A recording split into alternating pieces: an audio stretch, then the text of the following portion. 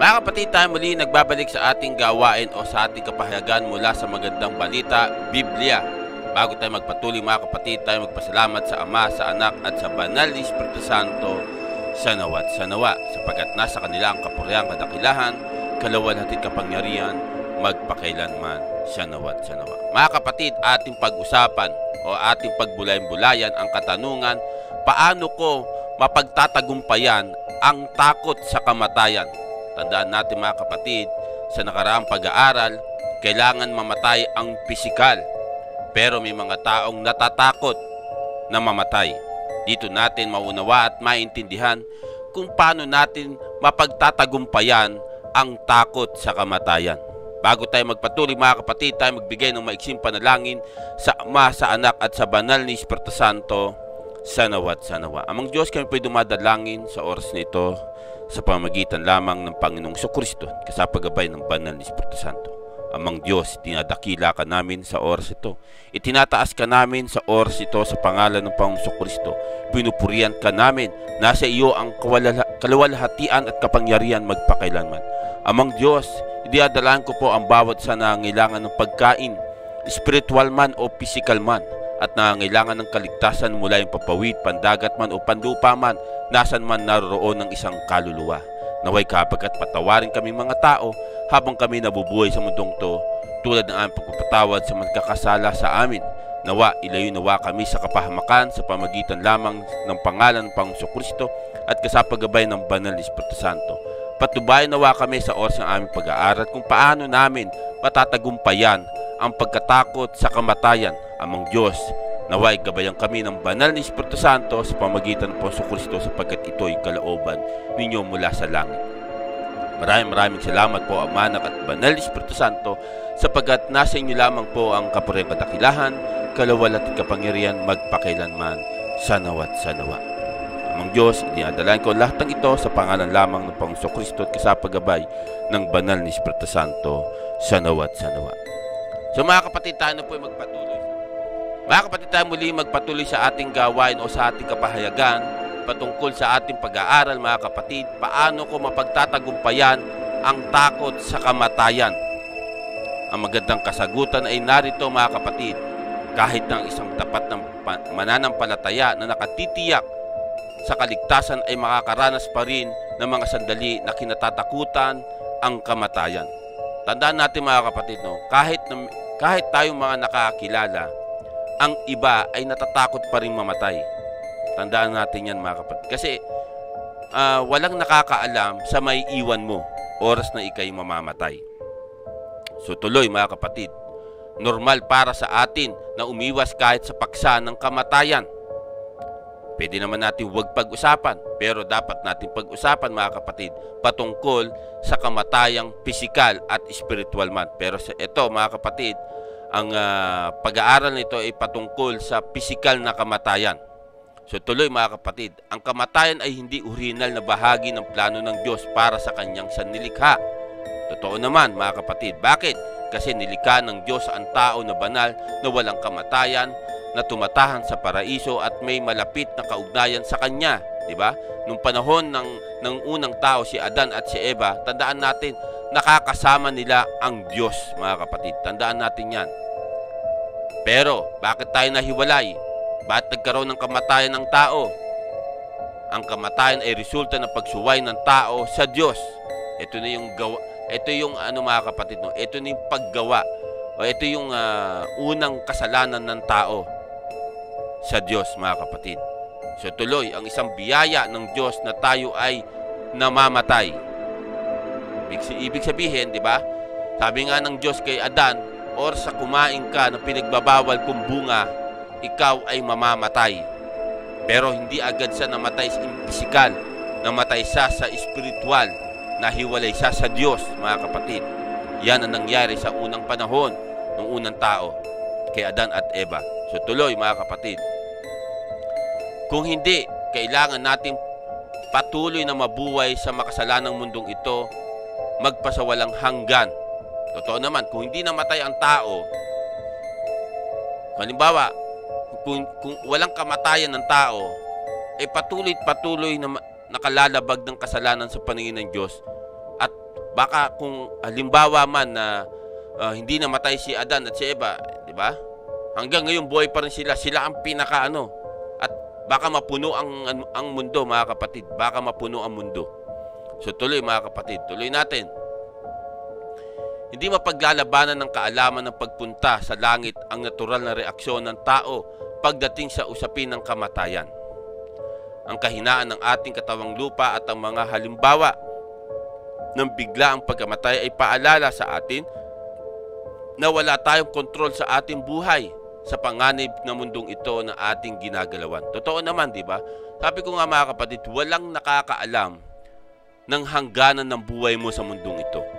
Tandaan natin, ang Diyos ang magdidesisyon na kung kailan ka ipapanganak sa mundong ito, at ang Diyos din ang makakapagdesisyon kung kailan kanya babawiin o kailan babawiin ng Diyos ang buhay na pinahiram niya sa ating mga tao, mga kapatid. So tuloy, mga kapatid, ngunit meron tayong malaking pag-asa dahil siya ay nasa atin, ay higit na makapangyarihan sa kanya na nasa sanlibutan. Ito'y makikita natin, mga kapatid, sa unang Juan, no? Kapitulo 4, versikulo 4, ganito sinasabi, mga kapatid. Mga anak, kayo'y sa Diyos at pinagtagumpayan ninyo ang mga bulaang propeta, sapagkat ang espiritu na nasa inyo ay makapangyarihan kesa sa espiritong nasa makasalibutan. So ibig sabihin, mga kapatid, no, kung ikaw ay may pananalig sa Diyos, mga kapatid, kung ikaw ay may pananalig sa Diyos, di ba? Sapagkat magkakaroon ka ng buhay na walang hanggan, dahil yun ang tanging pag-asa mo sa pamamagitan ng Panginoon Kristo, mga kapatid. Tandaan natin. At dito mapapatunayan natin kung ano ang gagawin sa atin ng Diyos pagdating sa paghuhukom. Ito ang sinasabi, mga kapatid, umakyat sa langit si Jesus upang ipaghanda tayo ng lugar na matitirhan at upang makasama niya tayo magpakailanman. Ito'y makikita sa Juan 14:2. Ganito ang sinasabi rin, mga kapatid. Sa bahay ng aking ama ay maraming silid. Kung hindi gayon, sinasabi ko na sana sa inyo at paroron ako upang ipaghanda kayo ng matitirhan. So dito pinapakita sa atin, pinapaalam sa atin, mga kapatid, no, na talagang kailangan mamatay, no? Dahil tandaan natin, ang Panginoon Kristo ay namatay sa pisikal, ha? Tandaan natin, pinako sa krus. At lahat ng tao ay dapat maranasan din ng gayon. Dahil nga naranasan nga ng mamatay ng unang tao, si Adan, di ba? Pero mapalad sila kasi nung panahon nila, ilan daan taong sila nabuhay, di ba? 900 years sila nabuhay, si unang tao, si Adan, di ba?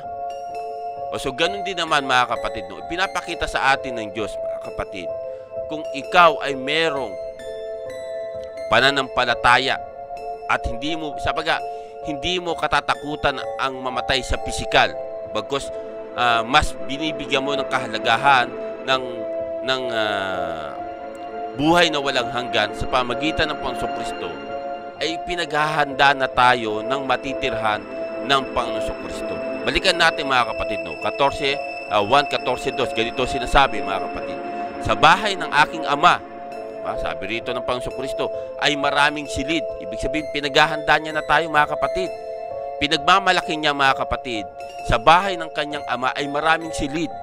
Kung hindi gayon, sinasabi ko na sana sa inyo at paroron ako upang ipaghanda ko kayo ng matitirhan.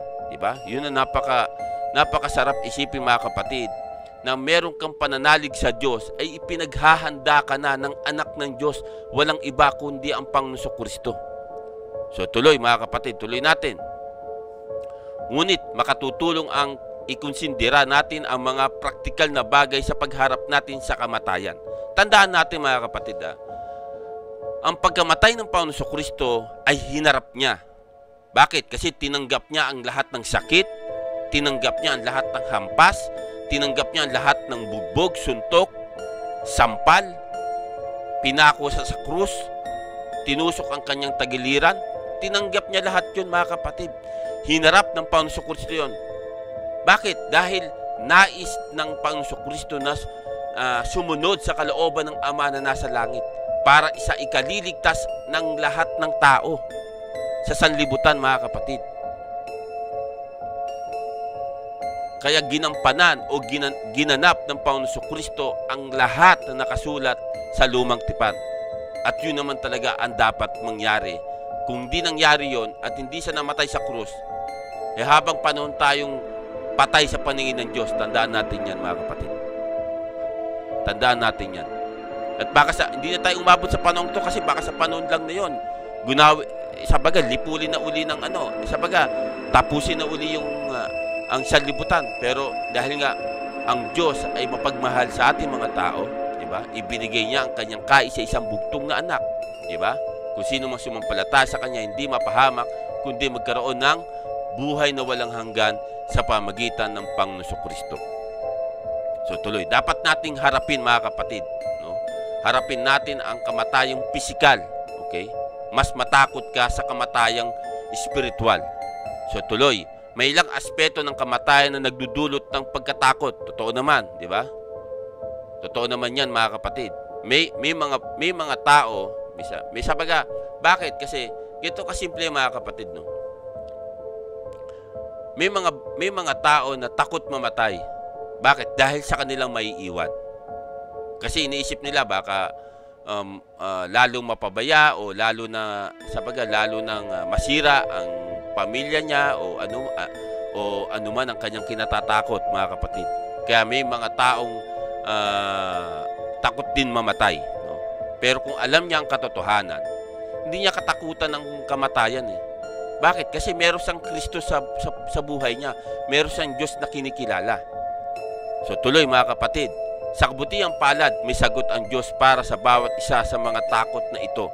Ano yun, mga kapatid? Takot sa hindi nalalaman. Ano ang nararamdaman ng isang naghihingalo? Diba? Ito mga kapatid, no? Pangkaraniwan na to, no? Mga kasabihan ng mga taong malapit ng mamatay, mga kapatid. Pangkaraniwan na to.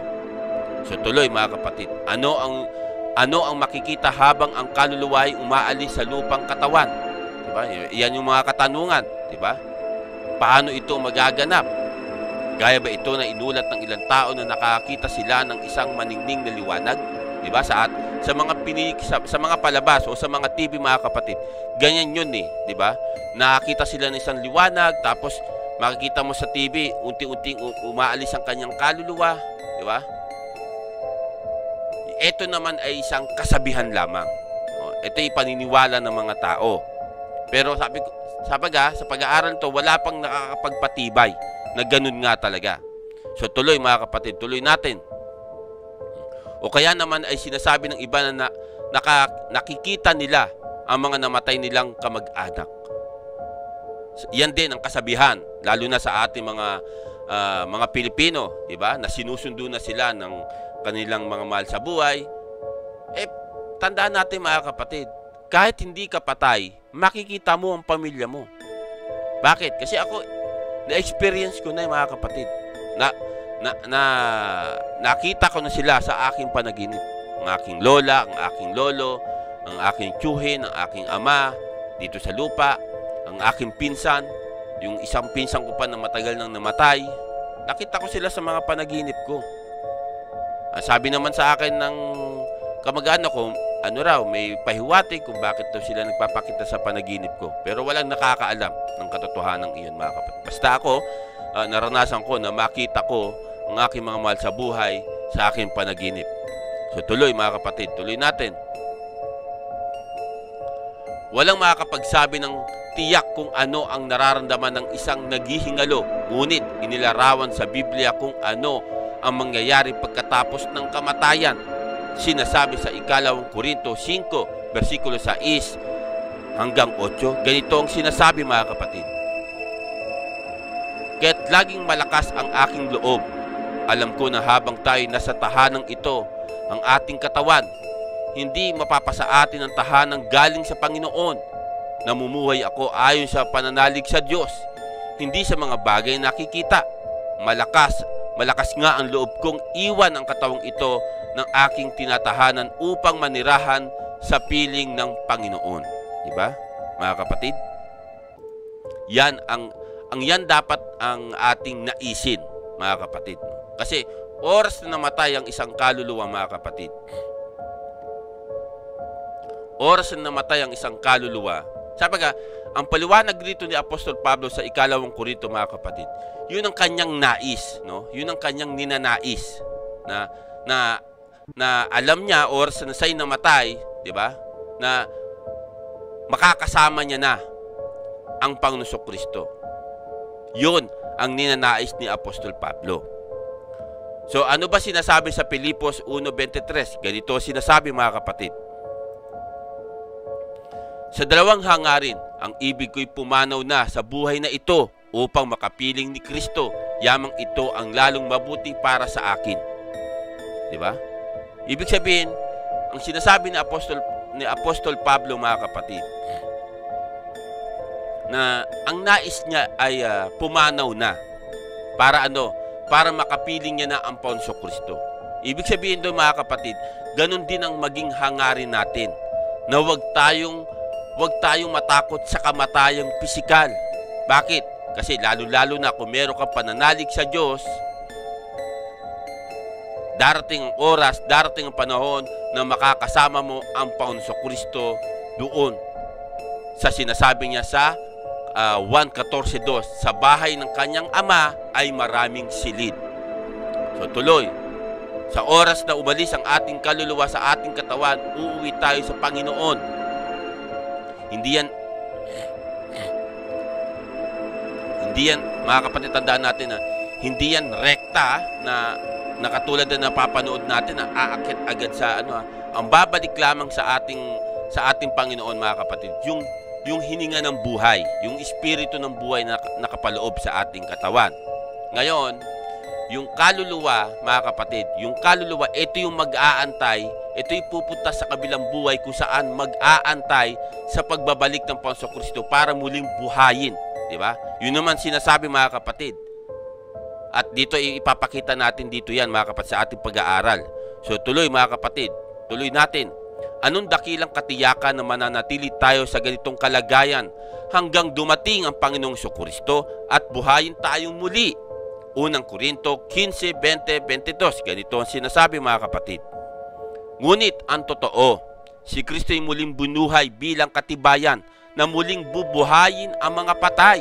Kung paanong dumating ang kamatayan sa pamagitan ng isang tao, gayon din naman, dumating din ang muling pagkabuhay sa pamagitan ng isang tao, sapagkat kung paanong mamamatay ang lahat dahil sa kanilang kaugnayan kay Adan, gayon din naman, mabubuhay ang lahat dahil sa kanilang kaugnayan kay Kristo. Yun, mga kapatid, pinapakita dito ni Apostol Pablo, mga kapatid, kung paano nagkaroon tayo ng ugnayan kay Adan dahil sa ating mga kasalanan. Magkakaroon din tayo ng ugnayan kay Kristo para muli tayong buhayin mula sa mga patay. At yan ay nasusulat. Tandaan natin yan, mga kapatid. Anong sinasabi pag binuhay tayo? Unang Korinto 6:14, ganito sinasabi, mga kapatid. Muling binuhay ng Diyos ang Panginoong Hesus at tayo may muling bubuhayin sa pamagitan ng kanyang kapangyarihan. Isipin nyo, mga kapatid, Isipin nyo, mga kapatid. Bubuhayin tayo muli ng Diyos sa pamagitan ng Panginoong Kristo at bibigyan ng isang bago at maluwalhating katawan. Oras na binuhay tayo ng Diyos, mga kapatid. So tuloy, mga kapatid, tuloy natin. Takot sa kawalan ng kontrol. Sa oras ng isang tao ay dumating sa hustong gulang. Nagkakaroon siya ng kaalaman kung paano makikipag-ugnayan sa mundo. Tandaan natin yung, mga kapatid, lahat tayo nagmula sa pagkabata. Lahat tayo ay pinanganak. Tandaan natin, nung bata tayo, unti-unti tayo tinuturuan magsalita, unti-unti tayo tinuturuan maglakad. Unti-unti tayo natututo magsulat, magbasa, at pinagdaanan yan. Lahat tayo pinagdaanan natin yan. At unti-unti natin nalalaman na ito pala ang mundong ginagalawan natin. Masalimuot, masaya, di ba? Simple. Ako, mga kapatid, naging masaya ako sa buhay ko sa mundong ito. Bakit? Kasi kahit na lumaki ako ng walang ama't ina sa buhay ko, naging maayos ang paglaki ko sa pamagitan ng kamag-anak ng aking ama. At glory to God. Bakit? Kasi nagpapasalamat ako sa kanila. Kasi kahit na ako'y kanilang pamangkin o pinsan, di ba?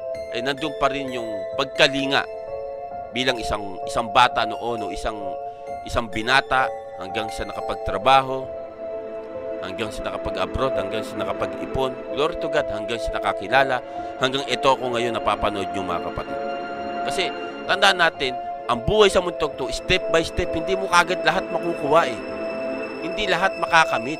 Kailangan mo paghirapan, kailangan mo pag-aralan, kailangan mo pagpawisan, di ba? Kailangan mo tiyagain para kung ano man gustuhin mo sa mundong ito ay makukuha mo.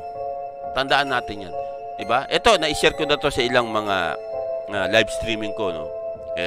Bata pa naman ako nito nung nakatira ko sa bahay ng aking ama, no, dito sa lupa.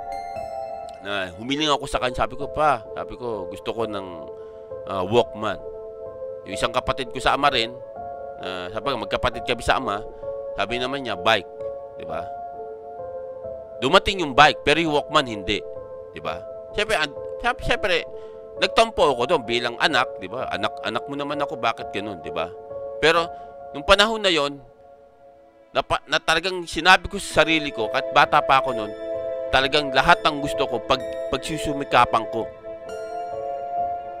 Talagang pag-iipunan ko para mabili ko ang lahat ng gusto ko. At glory to God. Bakit? Kasi lahat, kahit papano, lahat nakamit ko, lahat nagawa ko, lahat nabili ko. At ngayon naman, sa aking mga anak, lahat ay binibigay ko para sa kanila ay para sa kanila. Kasi ayoko matulad na naranasan ko, para maranasan na ayokong ganun mga kapatid. No? Sabaga, ibigay mo ang dapat na ibigay mo dahil yun ay obligasyon mo sa mga anak mo. Ganon din naman mga kapatid, no? Pinagdaanan ng aking mga anak ang pagkabata. Ngayon, mag-graduate na yung panganay ko. O nasa first year college na.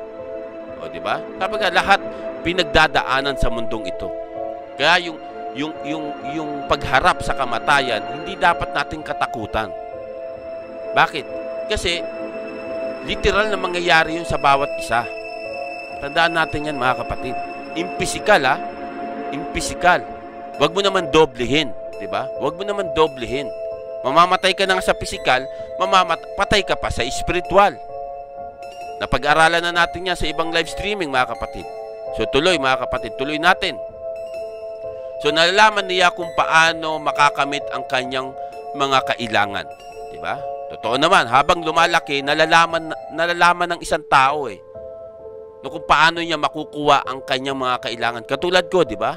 Nalaman ko kung paano ko makuha. Pinaghirapan ko, pinag-ipunan ko. Makarating sa gusto niyang puntahan at makasilumuha sa iba sa isang paraan na kasiya-siya para sa kanya at naayon sa kanyang layunin. Ito mga kapatid.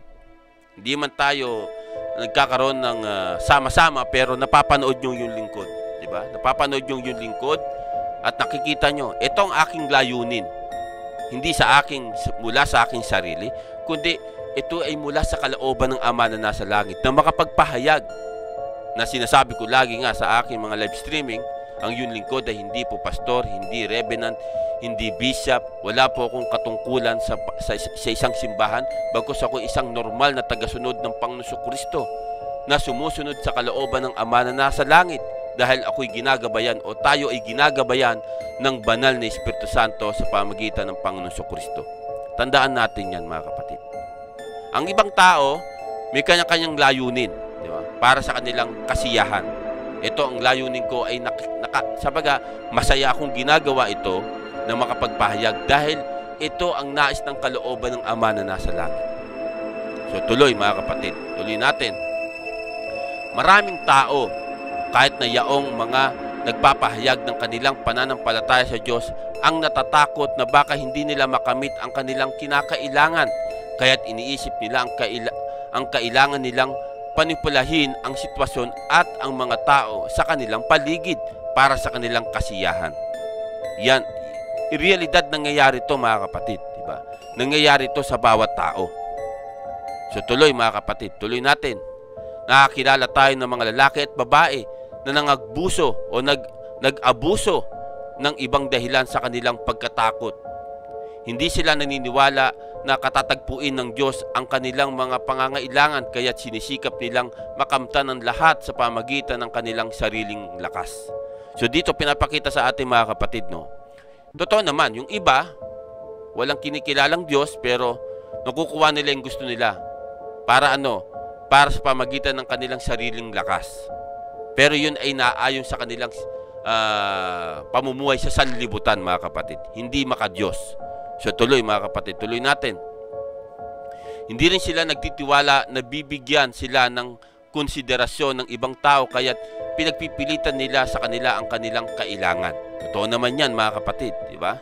So tuloy, gaano kaya ang pagkatakot ng tao sa pagkawala ng kontrol sa kanilang buhay sa oras ng kanilang kamatayan? Gaya ng sinasabi ni Jesus kay Pedro noong inilarawan niya kung paano ito mamamatay. Ito'y makikita sa 1:21-18. Ganito ang sinasabi mga kapatid. Tandaan mo, noong kabataan mo pa, ikaw ang nagbibihis sa iyong sarili at lumalakad ka kung saan mo ibig. Ngunit pagtanda mo, iunat mo ang iyong kamay at iba ang magbibihis sa iyo at dadalhin ka kung saan hindi mo ibig. So dito, pinapaalam, no, ng Panginoong Kristo kay Apostol Pablo na kung paano sa mamamatay, mga kapatid. Si Apostol Pablo. At tandaan natin, dito inilarawan din, mga kapatid, no, ang pagtanda ng isang tao ng Panginoong Kristo. Inilarawan dito sa talatang ito, mga kapatid, sa 1:21-18, di ba? Nung bata tayo, di ba, tayo nagbibihis. Nung bata ako nagbibihis, ako naliligo, di ba? Ako nagsisipilyo hanggang sa nakapag-abroad dito sa abroad, sarili mo lahat, ikaw mismo lahat. Magkasakit ka, ikaw ang pupunta sa ospital. Magkasakit ka, ikaw ang bibili ng gamot mo. Pero pag tumanda na ako, nawala na ako sa tamang, naging ulyanin na ako, bumalik na ako sa isip pagkabata, iba na magbibihis sa akin kung meron man. Diba? At darating sa punto, mga kapatid, nabibihisan ako para saan?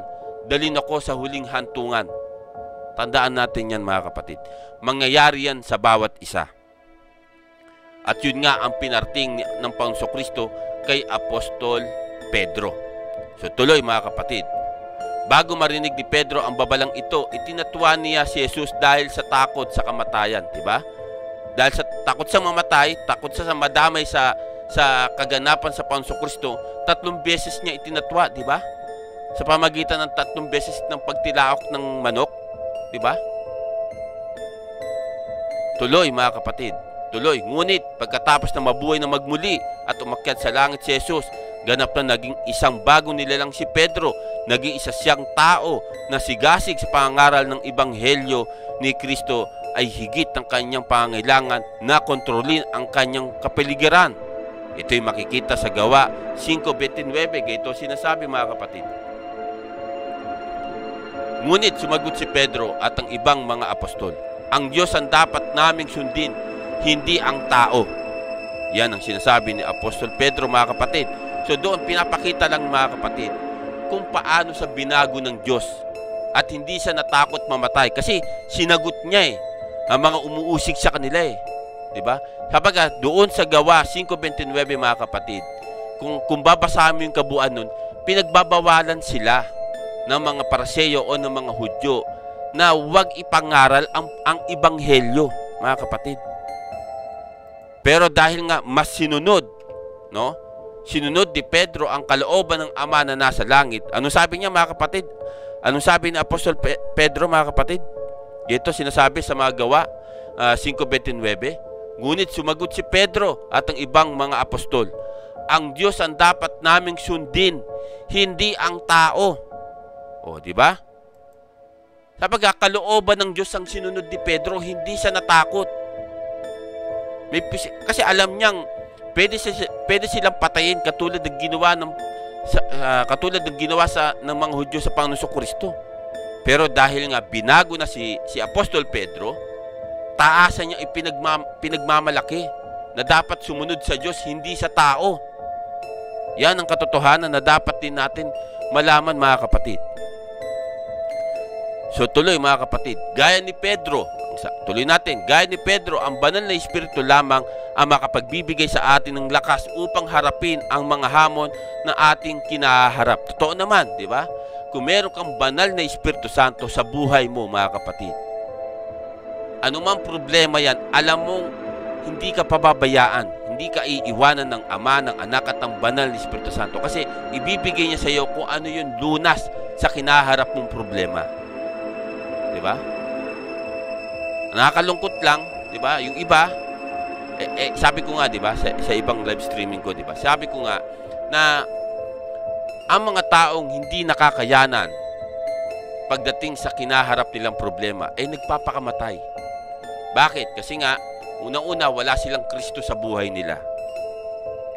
Wala silang banal na Espiritu sa buhay nila. Wala silang Ama, makapangyarihan Diyos sa buhay nila. Kaya yung masamang espiritu, madali silang linlangin. Diba? Kasi ang bulong ng mga masamang espiritu, mga kapatid, wala ka ng silbi. Iniwan ka na ng mahal sa buhay mo. Iniwan ka na ng asawa mo. Iniwan ka na ng girlfriend mo. Magpakamatay ka na. Wala ka ng silbi. Yan ang gawain ng masamang espiritu, mga kapatid. Pero kung meron kang kinikilalang Diyos sa buhay mo, iwan ka man, alam mong hindi ka pababayaan ng nasa langit. Tandaan natin yan, mga kapatid. Ano man dumating na kinaharap mo sa buhay mo, basta meron kang kinikilalang Diyos at meron gumagabay sa iyong banal na Espiritu Santo sa pamagitan ng Panginoong Kristo, hindi ka pababayaan ng Ama na nasa langit. So tuloy, mga kapatid, tuloy natin. Takot para sa mga maiiwan. Ang pananaw ng Kristiyano sa kamatayan ay pagkahiwalay. Totoo naman, di ba? Pagkahiwalay. Tuloy. Saan sila maihiwalay? Ang kamatayan ay espiritual, ay pagkahiwalay sa Diyos. Ito yung sinasabi ko, mga kapatid, kung ikaw ay patuloy gumagawa ng pagkakasala sa paningin ng Diyos, ang iyong espiritual ay nahihiwalay sa Diyos. Yun yung kamatayang espiritual sa paningin ng Diyos. So tuloy, sa kamatayang pisikal, itong katawan lupa na ito, mga kapatid, mahihiwalay tayo sa ating mga mahal sa buhay. Yan ang katotohanan, mga kapatid, dito sa lupa. Okay? Kamatayang pisikal ay mahihiwalay tayo sa ating mga mahal sa buhay sa lupa, dito sa mundong ibabaw na ginagalawan natin. Diba? At totoo naman yan, mga kapatid. Oras na namatay ang pisikal na katawan mo, ililibing itong katawan nito dito sa lupa. At sabi nga, diba? Nababalik sapagkat ikaw ay mula sa alabok, babalik ka rin sa alabok. Yan ay sinasabi sa Genesis, mga kapatid. So tuloy, mga kapatid, kung mananampalataya din sila at alam natin na paghihiwalay na ito ay napakadali lamang kumpara sa walang hanggan. Isipin nyo, mga kapatid, sapagkat dito pinapakita lang, mga kapatid, kung yung iiwan mo na mga mahal sa buhay ay pares kayo na mananampalataya, ang papasok sa kanilang isip, ang iaaral sa kanila ng banal na Espiritu Santo, napakadali lamang kumpara sa walang hanggan. Sapagkat sandali lang yung kamatayan ng isang tao, impisikal. Bakit? Kasi, mga kapatid, kung siya isang mananampalataya, nagkaroon na siya ng buhay na walang hanggan at mag-aantay na lang sa muling pagbabalik ng Panginoong Kristo. Yan ang katotohanan, mga kapatid. Ang lahat ng mananampalataya na kumikilala sa Panginoong Kristo, tandaan natin yan, mga kapatid, mag-aantay na lang sa kanyang muling pagbabalik. Saglit lang, mga kapatid. So tuloy tayo, mga kapatid. Tuloy natin. Kung hindi sila mananampalataya, mahihiwalay sila sa atin ng walang hanggan. Ibig sabihin, dito pinapakita, mga kapatid, kung ang ating maiiwan, okay, na walang pananampalataya kay Kristo, talagang mahihiwalay sila ng walang hanggan. Bakit? Kasi doon sila itatapon sa ikalawang pagparito at bubuhayin lahat, hahatulan sila doon sa ikalawang kamatayan. Doon sa naglalagaldab na apoy, mga kapatid. Doon sila mapupunta. Hindi sila mapupunta kung saan naroroon tayo, doon sa sinasabi ng Panginoong Kristo. Basahin natin, mga kapatid. Saan tayo mapupunta, mga kapatid? 1:14-2, ganito sinasabi, sa bahay ng aking ama ay maraming silid. Diba? Kung hindi gayon, sinabi ko na sana sa inyo at paroroon ako upang ipaghanda ko kayo ng matitirhan. Yan ang ating pupuntahan kung meron tayong pananampalataya, mga kapatid. Ang tandaan natin, mga kapatid, yan ang ating matitirhan. Doon sa bahay ng ating Ama na nasa langit ay maraming silid kung meron kang pananampalataya kay Kristo, mga kapatid. Tandaan natin yan. So tuloy, mga kapatid, tuloy natin. Ang ating gawain kung gayon ay gamitin ang ating natitirang panahon at lakas dito sa lupa upang ibahagi sa kanila ang ebanghelyo at ipaalam sa kanila kung saan sila pupunta kung mamamatay sila ng walang pananampalataya kay Kristo. Diba? Tandaan natin yung mga kapatid. Ito, ano ba ang layunin ng channel na ito, mga kapatid? Itong YouTube channel na ito. Ano ang layunin nito? Para ibahagi ang ebanghelyo mula kay Kristo. Para ipaalam na dapat mo tanggapin si Kristo sa buhay mo para magkaroon ka ng silid o matitirhan doon sa langit na ipinaghahanda ng Panginoon sa Kristo, mga kapatid. At sa kanyang muling pagbabalik, isasama niya tayo sa kanyang kinaroroonan. Yan ang dapat natin malaman, mga kapatid. Kaya nga, glory to God, nagpapasalamat ako sa Ama, sa Anak, at sa Banal na Espiritu Santo na patuloy na tumataas ang channel na ito dahil yun ang hangad ng Ama na nasa langit na ibahagi sa bawat isa.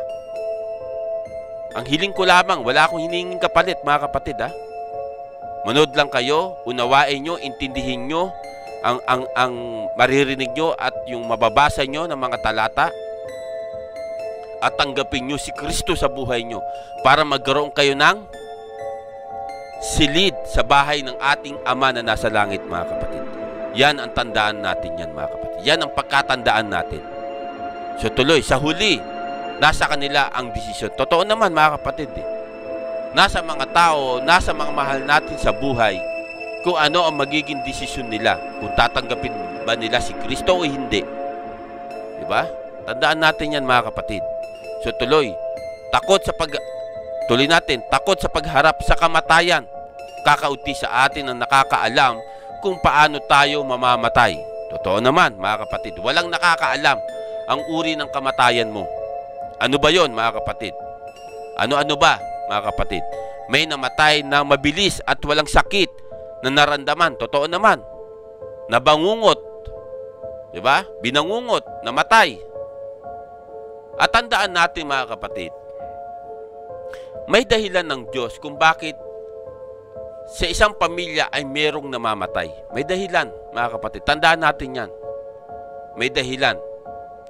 May dahilan ng Diyos kung bakit ang bawat tao sa mundong to ay dapat mamatay sa pisikal. Okay? Na dapat mamatay. Ano ba yung mga ibang kadahilanan kung bakit? Kasi halimbawa ganito, magbigay lang ako maiksing isang kwento. Si lalaki, okay? O sa banggitin, lagyan na lang natin ng pangalan na si Lito. Girlfriend niya si Ana. Okay? Girlfriend si Ana. Mahal nila ang isa't isa. Okay? Mahal nila ang isa't isa. Namatay si Ana dahil sa sakit na hindi alam ni Lito. Pero dahil nga nawala na si Ana, tinanggap na lang ni Lito na talagang hanggang dun lang kanilang relasyon. Okay? Lumipas ang panahon. Diba? Lumipas ang panahon. Nag-abroad si Lito. Dahil nga sabaga gusto niya tuluyan talagang makalimutan si Ana. Pinagbisihan niya na lang sa pag-abroad. Nung nasa abroad siya, nakilala niya naman si Lisa. So ibig sabihin, may dahilan, 'di ba? May dahilan, mga kapatid. May mawawala, may darating. Yan ang katotohanan sa mundong ibabaw na ginagalawan natin, mga kapatid. Tandaan natin. Magbigay uli ako ng isa pang kwento, 'di ba? Sa isang pamilya,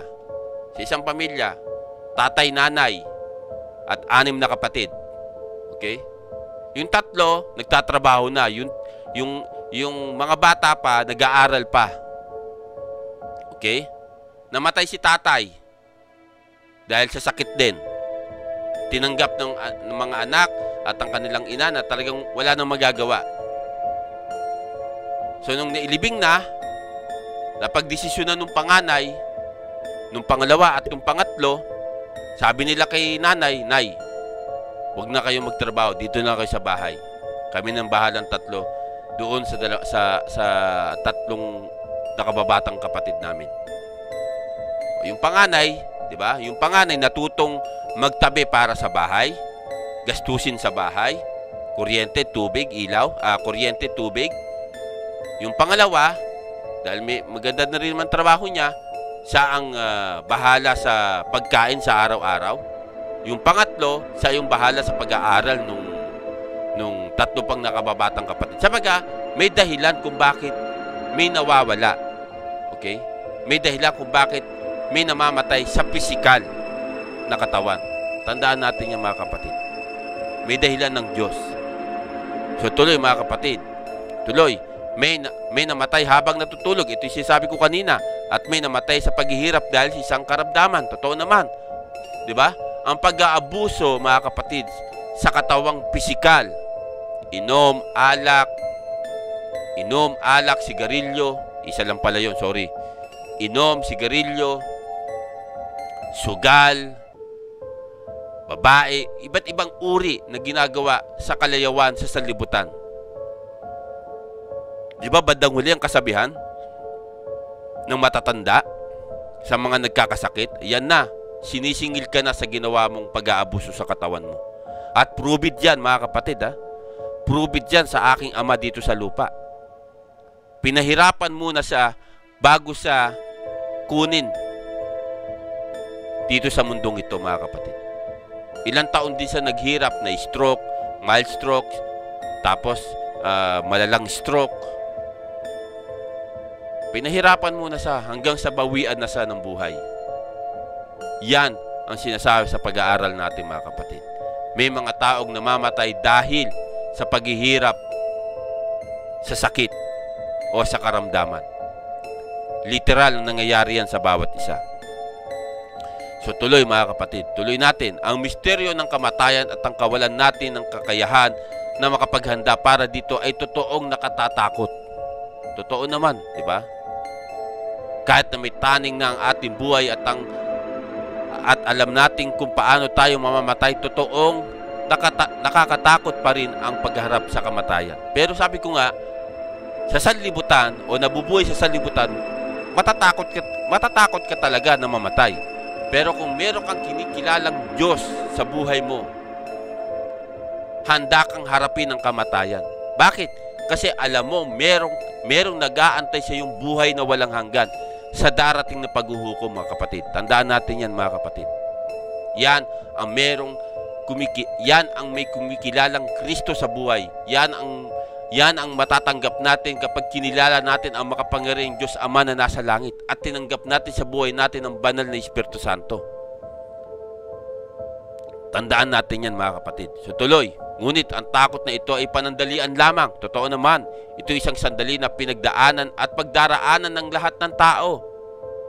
Kasi, orsan lagutan ka na ng hininga, wala ka nang malay wala ka nang alam yung nangyayari sa kapaligiran mo. Okay? Patay ka na Pero nakakalungkot man isipin, may mga nakakapagsabi o kasabihan ng ating mga kapwa na tayo sa ating dyan sa Pilipinas, di ba? Pag namatay ang isang tao nasa higaan, yung kaluluwa niya tatayo. Okay? Tatayo raw. Pagtayo niya, yan, nandito yan. Pero, ako naranasan ko kasi, mga kapatid, no? Naranasan ko kasi, mga kapatid. Pero, hindi natin alam kung talagang siya ba yung aking lola nung panahon na yon, o isang masamang espiritu na nanggagaya sa aking lola. Hindi natin alam, di ba? Di natin alam. Kasi, naalala ko nung bata pa ako, mga kapatid, namatay ang lola ko. Ano ako nun Grade 4 ako nun Namatay ang lola ko. Tapos, di ba, may kasabihan na 40 days, di ba? May 40 days. Pagkalibing, di ba? Pagkalibing. May 40 days na sinasabi. So, nung nailibing na, sabaga, lalakad na yung 40 days, yung lola ko raw, nakita nila, mga kapatid, doon sa kabilang kwarto kung saan siya namatay. At kung saan madalas matulog ang aking tiyahin na anak niya. Hindi pala tiyahin ko, yung pinsan ko, na paborito niyang apo, nakayakap. Sa likuran ng pinsan ko, nakayakap yung lola ko. Nakita ng isang pinsan ko. So natakot siya kasi lola ko yun eh. Nakita niya lola ko natutulog doon sa di ba? Di natin alam kung talagang siya ba talaga yung lola namin o ginaya lang ng isang masamang espiritu para mapaniwala na naririto pa rin sa mundong ibabaw ang mga taong namatay. Tandaan natin. Wala ibang makakapagsabi niya, mga kapatid, ng ibang katotohanan. Tandaan natin yan. So tuloy, mga kapatid. Tuloy natin. Maaaring ibahagi natin bilang mga Kristiyano ang Filipos 3:20, versikulo 20 hanggang 21. Ganito ang sinasabi, mga kapatid. Sa kabilang dako, ang langit ang tunay nating bayan. Mula rooy, hinihintay nating may pananabik ang Panginoong Jesucristo, ang ating tagapagligtas. Pagdating ng araw na yaon, babaguhin niya ang ating katawan lupa at gagawing maluwalhati tulad ng kanyang katawan sa pamagitan ng kapangyarihan na ginamit niya sa pagpapasuko sa lahat ng bagay. Glory to God, no? In Jesus' name. Napakasarap isipin, mga kapatid, di ba? Na pag namatay ang isang tao, mag-aantay na lang doon sa kabilang buhay sa muling pagbabalik ng Panginoong Kristo para buhayin muli ang lahat ng mananampalataya sa Kanya, mga kapatid. Yan ang dapat nating ibahagi sa ating mga kapwa nilalang sa mundong ito na merong nag-aantay na muling pagkabuhay sa atin mula sa mga patay. Tandaan natin, mga kapatid, kung paano binuhay ng Ama na nasa langit ang Panginoong Kristo mula sa mga patay o sa libingan ng mga patay. Ganon din naman tayo, mga kapatid, no?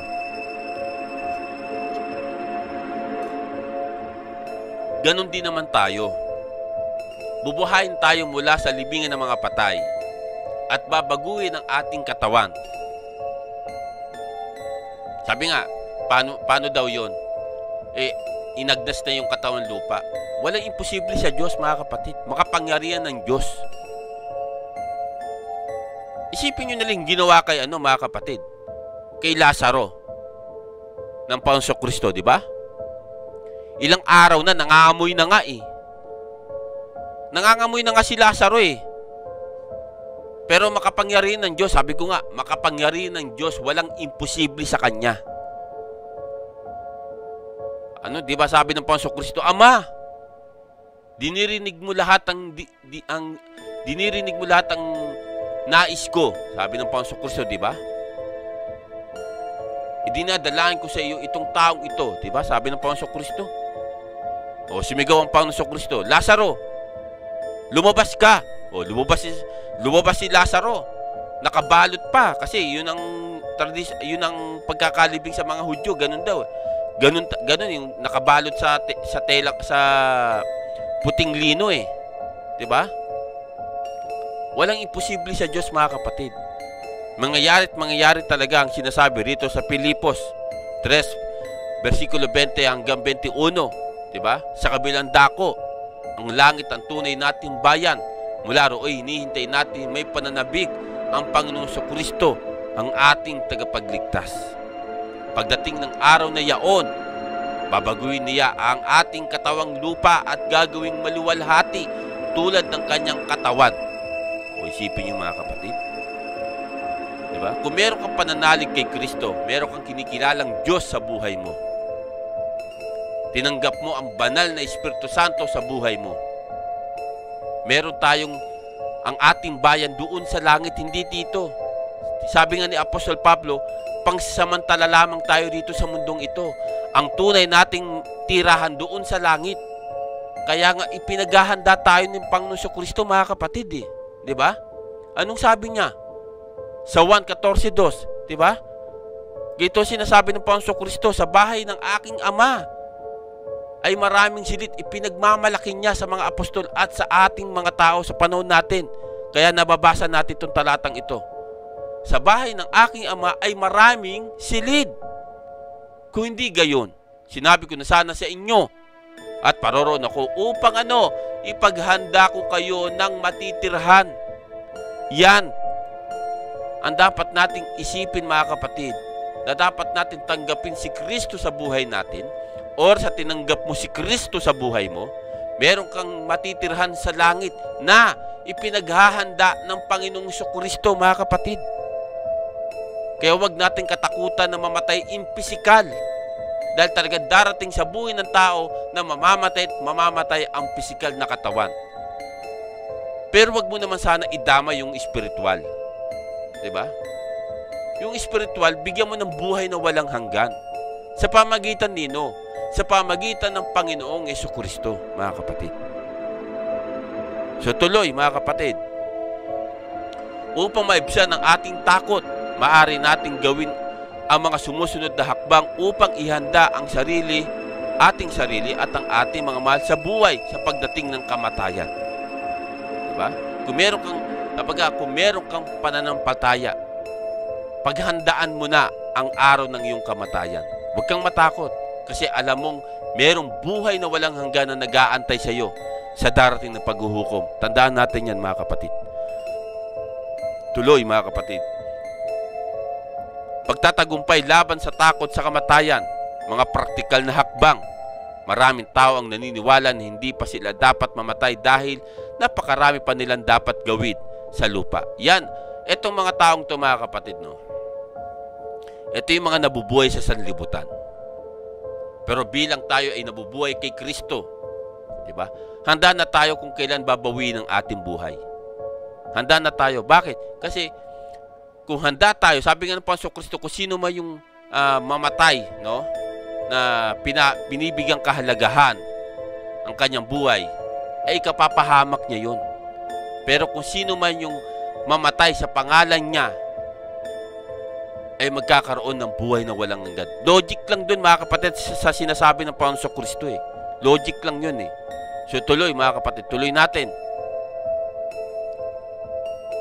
Kadalasan, nangangahulugan ito na may mga responsibilidad para sa pamilya na hindi pa nila nagagampanan o kaya naman ay may mga bagay na inaakala nilang hindi kayang gawin ng kanilang mga mahal sa buhay kung sila'y mamamatay. Yan ang tradisyon din ng mga tao, mga kapatid. Lalo na sa atin sa Pilipinas. Diba? Na ang iba, lahat inaako. Yan ang nakalulungkot, mga kapatid. Lahat inaako eh. Kaya yung mga mahal sa buhay, yung mga maiiwan, pag oras na namatay siya, wala, wa-effect. Hindi pa rin kikilos, mag-aantay sila kung sino yung kikilos sa kanila para sila suportahan. Pero sabi ko nga, diba? Sabi ko nga, may dahilan ang Diyos kung bakit sa isang pamilya ay may namamatay. May dahilan ng Diyos, mga kapatid. Tandaan natin yan. Para magising sa katotohanan na nasa mundo kang ibabaw na dapat mong lakaran, na dapat mong galawan. Hindi puro ka asa sa taong nagsusumika para mabuhay ka sa mundong ito. Tandaan natin yan, mga kapatid. Pero sa ating mga Kristiyano, mga kapatid, katulad ko, bakit binibigyan ko ng kahalagan itong pag-aaral ito? Para sa ating kaluluwa. Hindi lang sa aking kaluluwa, hindi lang sa aking espiritu, kundi sa inyong kaluluwa at sa inyong espiritu. Na makaalam na merong buhay na walang hanggan sa pamagitan ng Panginoong Kristo. Na huwag tayong matakot sa kamatayan. Dahil meron tayong buhay na walang hanggan na nag-aantay doon sa kabila, doon sa langit, mga kapatid. Tandaan natin yan. So tuloy, mga kapatid, tuloy natin. Ngunit ang pagkakaroon ng mga responsibilidad ay hindi makakapigil sa iyong kamatayan kung talagang panahon mo na. Totoo naman, di ba? Kung oras, ito yung kasabihan, di ba? Kung oras mo na, oras mo na. Hindi mo mapipigilan yun, mga kapatid. Oras mo na nga eh. Ikaw ba, pinigilan ka ba? Pinigilan ka bang ilabas sa mundong ito? Di ba hindi? Inilabas ka nga ng maayos eh. So wala rin makakapigil pag oras mo na mamatay. Tandaan natin yan mga kapatid.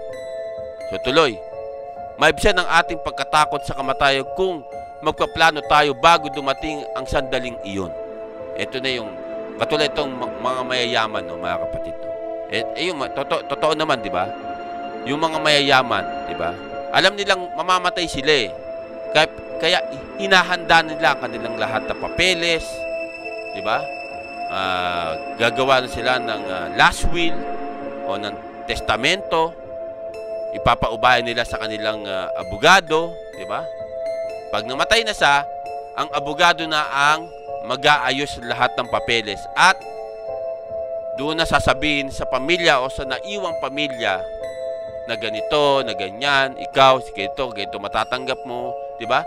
Kadalasan yan na napapanood natin sa mga pelikula, di ba? Ganon din naman sa realidad. Tandaan natin, nangyayari yan sa realidad. Di ba? Yan ang katotohanan sa mundong ito, mga kapatid. Tandaan natin. So tuloy, mga kapatid, tuloy natin. Ang pagtatagumpay laban sa takot sa kamatayan, mga hakbang sa pisikal. Kung meron kang nais ipahayag kung ano ang gusto mong mangyari sa iyo, kung sakaling hindi ka man mamatay, ay mawalan ka ng kakayahan na kumilos o maging gulay gaya ng nangyari sa iba. Sabihin mo na ito ngayon. Ibig sabihin, mga kapatid, ito yung mga taong sabi niya rito, lantang gulay. Ito yung mga na-stroke na hindi na nakakapagsalita. No, ito yung sabaga walang nakakaalam eh kung ano yung mangyayari sa iyo sa darating na panahon, di ba? Ito naman yung mga na-stroke, ito yung sabi ko nga, ito yung mga nag-abuso sa kanilang katawan, no? Dahil nga sa bisyo o sa anumang uri ng lagi nilang kinakain o alam nilang bawal pero sige pa rin, di ba? Alam nilang bawal uminom pero sige pa rin, di ba? So ngayon, posible sa iyong pagkakasakit o dahilan ng isang aksidente ay mawalan ka ng kontrol sa sitwasyon sa isang iglap na at huli na upang sabihin ng iyong mga kahilingan. Totoo naman, di ba? Totoo naman niya, mga kapatid, di ba? At saka yung mangyayari sa buhay mo sa hinaharap bukas o makalawa, hindi mo alam eh. Walang nakakaalam noon, di ba? Walang nakakaalam noon, mga kapatid. So tuloy, mga kapatid, gumawa ka ng isang testament. Ito yung sinasabi ko kanina, at ipaalam mo na sa mga taong malalapit sa iyo ang nais mong mangyari o kaya na may sabihin mo sa kanila ang nilalaman ng iyong huling habilin. Diba? Ito na yung sinasabi ko kanina, diba? Tayo mahihirap. Gagawa pa ba tayo ng testament? Sabihin mo na lang sa malapit mong mga mahal sa buhay, na ganito, ilibing mo ako sa pinakamalalim na lupa at huwag mo ko ilagay sa kabaon. Yun ang gusto ko. Alam niyo, mga kapatid, ito tradisyon to ng mga Hudyo at ng mga Muslim, mga kapatid. So yun din naman ang kung may pagkakataon na halimbawa man mamatay ako, huwag naman sa panahong ito, darating na panahon, at alam ko darating ang panahon na talagang babawiin ang aking hiningang buhay at mamamatay ang aking pisikal na katawan. Ang tanging hiling ko lang kung sino man yung kasama ko doon sa huling hininga ko, ang hiling ko sa kanya, ibalot ako sa puting lino, okay? At ilibing ako sa maghukay ng pinakamalalim doon sa sementeryong paglilibangan sa akin, at doon ako ibaon. Hindi ko na kailangan, hindi ko na nanaisin na ilagay sa kabaon, kundi ibalot ako sa puting lino ng maayos, at ilibing ako sa isang malalim na hukay kung saan pwede akong ilagak, at doon ako mag-aantay, no? Ang sabi ko nga, yung katawan lupa ko doon, okay? Pero yung aking espiritong buhay babalik sa Ama, ang aking kaluluwa ay mag-aantay sa kabilang buhay.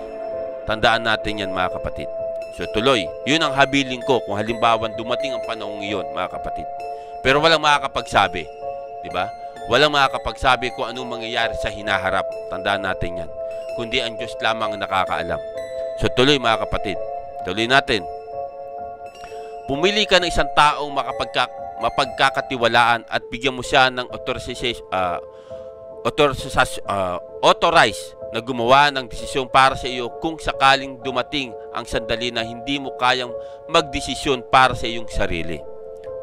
So, pagtatagumpay laban sa takot sa kamatayan, espiritual na hakbang. Ang pinakamahalagang bagay na dapat tandaan patungkol sa kamatayan ay ang katotohanan tungkol sa buhay. Diba? Tuloy, mga kapatid. Mahal mo ang iyong pamilya at nagmamalasakit ka para sa kanilang kapakanan. Ngunit higit ang pag-ibig sa kanila ng Diyos. Totoo naman, di ba? Totoo naman. Kapag mga kapatid, no, ito yung sinasabi ko kanina, no, uulitin ko lang, no. Pag minamatay sa isang pamilya, may dahilan ng Diyos eh. Mas malaki ang pag-ibig ng Diyos sa kanila. Tandaan natin yan. Either na matuto sa buhay, o either na kumilos para sa kanilang buhay. Yan ang katotohanan, mga kapatid. So tuloy, maaring nag-aalala ka para sa mangyayari sa kanila dito sa lupa, ngunit higit ang pinagmamalasakitan ng Diyos ang kanilang walang hanggang hinaharap. Hindi makakapagbigay ng kapanatagan ng isip ang lahat ng mga papeles sa mundo na gaya na ibinibigay ng isang simpleng aksyon ang pananatili sa Diyos. Amen. Glory to God. Yan dapat nating isipin, mga kapatid. Sa gitna ng pamumuhay natin sa mundo, mahirap panatilihin sa ating isip na ito'y panandalian lamang. Sinasabi sa 1, 2, versikulo 15 hanggang 17, ganito ang sinasabi, mga kapatid. Huwag ninyong ibigin ang sanlibutan o ang mga bagay sa sanlibutan. Ang umiibig sa sanlibutan na hindi umiibig sa Ama, sapagkat ang lahat ng nasa sanlibutan ang nakapupukaw sa masamang pita ng laman. Ang mga nakatutukso sa paningin at ang karangyaan sa buhay ay hindi nagmumula sa Ama kundi sa sanlibutan. Mapaparam ang sanlibutan at ang lahat ng kinahumilingan nito, ngunit ang sumusunod sa kalooban ng Diyos ay mabubuhay ng magpakailanman. Amen. Glory to God. Diba? Mabubuhay magpakailanman ang mga sumusunod sa Diyos, mga kapatid. Tandaan natin, pag tinanggap mo si Kristo, ay magkakaroon ka ng buhay magpakailanman. Tandaan natin yan. Yan ang pagkatandaan natin yan, mga kapatid. So tuloy, mga kapatid, tuloy natin. Mapapanatili natin ang katotohanan ito tungkol sa buhay sa mundo sa pamagitan ng pananatili sa Diyos. Unang 1, 2, 24. Ganito sinasabi, mga kapatid. Pakaingatan ninyo ang iyong puso at narinig ninyo sa simula pa. Kung gawin ninyo ito, mananatili kayo sa anak at sa Ama. So, ibig sabihin, pinapaalam lang ni Apostol Juan, mga kapatid, kung ano yung napakinggan mong katotohanan, lalo-lalo na sa pananampalataya o sa paniniwala. Panatilihin mo yan. Kung alam mong nasa tama ka, kung alam mong katotohanan na ipinapahayag sa iyo sa pamagitan ng Panginoon Kristo, panatilihin mo siya. Bakit? Nasa iyo ang Ama at ang Anak. Yan, hanggang sa huling hininga mo. Diba sabi nga ng Panginoon Kristo, diba? Mateo 24:13, diba? Sino manatiling tapat hanggang sa huli, siya ang maliligtas. Yan ang katotohanan, mga kapatid. Yan ang dapat nating isipin, mga kapatid, na merong buhay na walang hanggan na tatanggapin natin oras na tinanggap mo si Kristo sa buhay mo. So tuloy, mga kapatid, ang pananatili sa katotohanan ng kanyang salita at paniniwala sa sinasabi ng Diyos tungkol sa atin at sa mundong ating ginagalawan ang nagbibigay sa atin ng tamang pananaw tungkol sa buhay na ito. Sa buhay na naghihintay sa atin, saan? Sa langit, mga kapatid. Tandaan natin yan, mga kapatid. So tuloy natin. Kung mapapanatili natin ang ating pananaw sa walang hanggang, magagampanan natin ang sinasabi sa unang 1, Kapitulo 3, versikulo 1 hanggang 3. Ganito sinasabi, mga kapatid. Isipin ninyo kung gaano kalaki ang pag-ibig sa atin ng Ama. Tinatawag niya tayong mga anak ng Diyos, at yan ang totoo. Ito ang dahilan kung bakit hindi tayo nakikilala ng mga makasalibutan. Hindi nila kinikilala ang Diyos. Mga minamahal, sa ngayon, tayo'y mga anak ng Diyos, ngunit hindi pa nahahayag ang magiging kalagayan natin.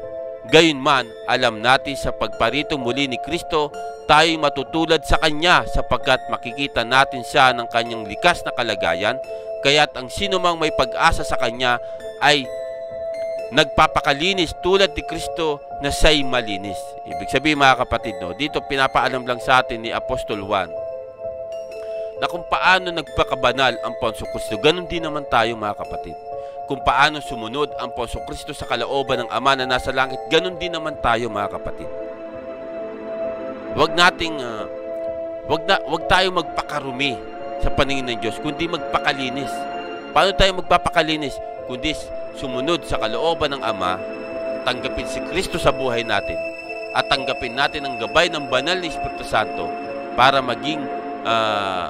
magkaroon tayo ng buhay na walang hanggan sa pamagitan ng Panginoong Kristo mga kapatid.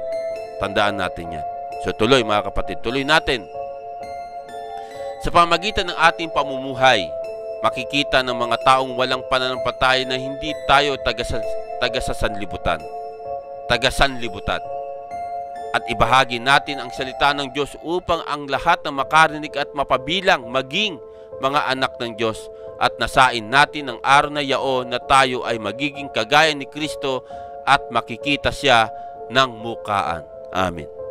So dito pinapakita sa ating mga kapatid, no, na manatili tayo sa ating pagiging tapat kay Kristo kung ano man yung ating paniniwala, pero dapat paniwalaan natin sa panahon natin. Sa panahon natin marami nagsilabasan mga kapatid. Sa panahon natin marami nagsilabasan ng mga aral, di ba, na patungkol kay Kristo. Si Kristo raw ay hindi Diyos, hindi raw sa anak ng Diyos, hindi siya nagkatawang tao, siya isang propeta lamang, siya anak ni Maria. Walang ibang katotohanan mga kapatid ang makakapagbigay sa iyo ng kaliwanagan kundi sa pamagitan ng banal na Espiritu Santo. Siya mismo ang magpapahayag sa iyo mga kapatid kung anong katotohanan sa Ama, sa Anak, at sa mundong ginagalawan natin. Tandaan natin mga kapatid.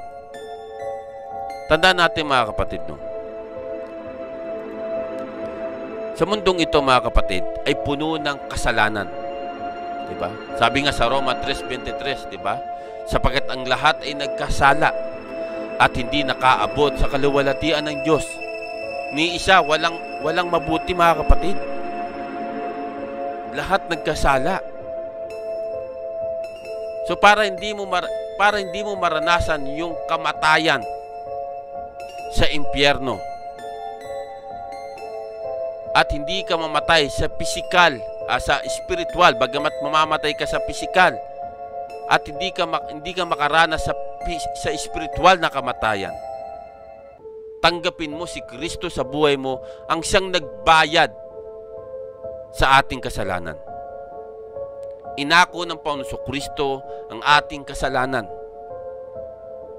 Ipinadama ng Diyos ang kanyang pagmamahal sa ating mga tao nung namatay ang Panginoong Kristo sa krus ng Kalbaryo. At binigyan tayo ng buhay na walang hanggan sa pamagitan ng Panginoong Kristo.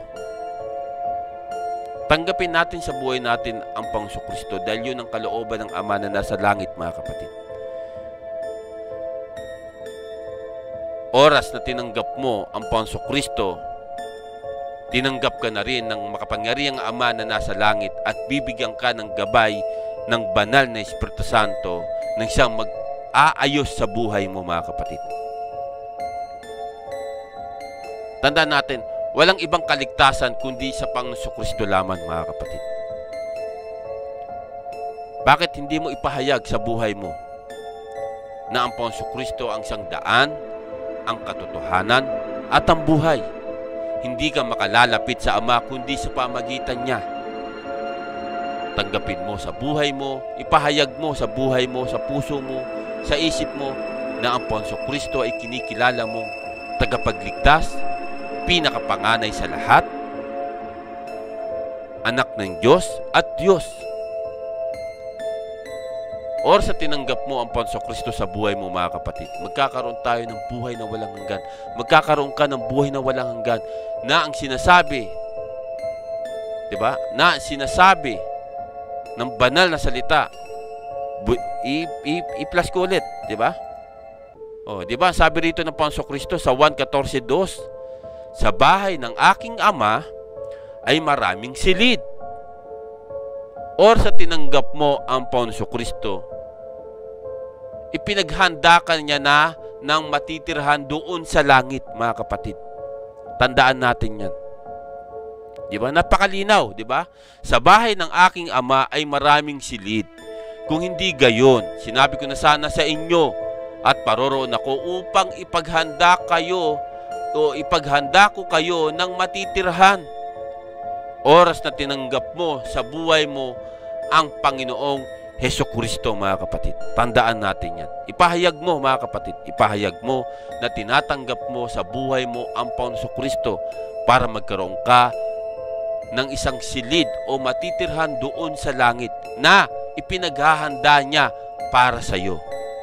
Or sa tinanggap mo ang Panginoong Hesukristo sa buhay mo. Hanggang sa muli, mga kapatid, ako'y nagpapasalamat sa aral na ito na huwag nating katakutan ang pagharap sa kamatayang pisikal, mga kapatid. Bakit? Kasi lahat ng tao ay daranas ng kamatayan dahil lahat ay nagkasala. Pero huwag mo naman idamay ang espiritual na nasa loob ng katawan mo. Bigyan mo siya ng buhay na walang hanggan sa pamagitan ng Panginoong Kristo at gabay ng banal na Espiritu Santo, dahil yun ang kalooban ng Ama na nasa langit. Diba? Ang linaw sinasabi, diba? Na ganun na lamang ang pag-ibig ng Diyos sa salibutang ito at ibinigay niya ang kanyang kaisa-isang bugtong na anak upang sino mang sumampalataya sa kanya ay hindi mapahamak kundi magkaroon ng buhay na walang hanggan. Yun ay patungkol sa espiritual na buhay, mga kapatid. Pero sa pisikal na kamatayan, mga kapatid, darating ang oras, darating ang panahon na mamamatay at mamamatay itong pisikal. Pero sabi ko nga, wag naman nating idamay ang ating espiritual na buhay. Tandaan natin yan, mga kapatid. Yan ang nais ng Ama na nasa langit, na magkaroon tayo ng buhay na walang hanggan sa pamagitan ng kanyang bugtong na anak. Nawa, sa oras ito, naunawaan nyo at naintindihan nyo ang pag-aaral na ito. Paano ko mapagtatagumpayan ang takot sa kamatayan. Huwag nating katakutan ang kamatayan, mga kapatid, sa pisikal, ha? Ang katakutan natin, mga kapatid, yung may kakayahan na itapon ng ating katawang, ating kaluluwa at ang ating espiritu doon sa naglalagablab na apoy, doon sa ikalawang kamatayan. Ang katakutan natin yung makapangyarihang Diyos Ama na nasa langit. Tandaan natin yan, mga kapatid. So bago tayo magtapos, mga kapatid, ako'y muli nagpapasalamat sa lahat na sumusuporta at sa lahat na nakikinig. 1, 2, 3, masaya na po yung lingkod basta kinalulugtan ng bawat isang Ama na nasa langit, mga kapatid. Dalangin ko ang kaligtasan ng bawat isa. Pasalamatan natin ng Ama, ang Anak at ang Banal ni Espiritu Santo. Bago tayo magtapos, mga kapatid, tayo magbigay ng maiksing panalangin sa Ama, sa Anak at sa Banal ni Espiritu Santo sa nawa't sa nawa. Amang Diyos, nagpapasalamat po kami sa oras ito, sa pag-aaral nito na paano namin mapagtatagumpayan ang pagkatakot sa kamatayan. Alam po namin, Amang Diyos, ang bawat isa na darating ang oras ng kamatayan na pisikal. Nawa, sa espiritual ay magkaroon kami ng buhay na walang hanggan na ibibigay nyo sa amin sa darating na paghuhukom. Amang Diyos, nagpapasalamat kami sa lahat ng pagmamahal na ibinibigay nyo sa aming mga tao. Ginigising nyo po kami tuwing umaga. Binibigyan nyo po kami ang pagkakataon na magbago at humingi ng kapatawaran sa inyong harapan. Ama, ikaw ang nakakaalam ng hangganan ng buhay ng isang tao. At ikaw din ang nakakaalam ng kapanakan ng isang kaluluwa o isang tao sa mundong ito. Amang Diyos, naway aking dalangin ang bawat isa na bigyan ng pagpapalang espiritual o physical man sa oras na ito. Diadalain ko rin po, Amang Diyos, ang bawat isa na nangangailangan ng kaligtasan mula yung papuwid, pandagat, o panlupa man. Naway kapagan kami sa aming mga gawa, sa aming pagkakasala sa inyong paningin. Naway ilayo kami sa kapahamakan sa pamagitan lamang ng Panginoong Kristo. Hanggang sa muli, Amang Diyos, nagpapasalamat po kami sa pangalan lamang ng Panginoong Kristo sa paggabay ng Banal na Espiritu Santo, sapagkat nasa inyo lamang po ang kapurihan, kadakilahan, kalawal at kapangyarihan magpakailanman sa nawa at sa nawa. So hanggang sa muli mga kapatid, tayo magpasalamat sa Ama, sa Anak at sa Banal na Espiritu Santo, at sa lahat, sabi ko nga, sa lahat na patuloy na nakikinig at sumusuporta sa channel to. Maraming salamat po. Taos puso po akong mula po sa aking puso at mula sa Ama na nasa langit, nagpapasalamat po kami na patuloy na merong nakikinig sa mga ina-upload ko sa channel na ito at sa mga salita ng Diyos na naka-upload sa channel to. Hanggang sa muli mga kapatid, sa nawa at sa nawa.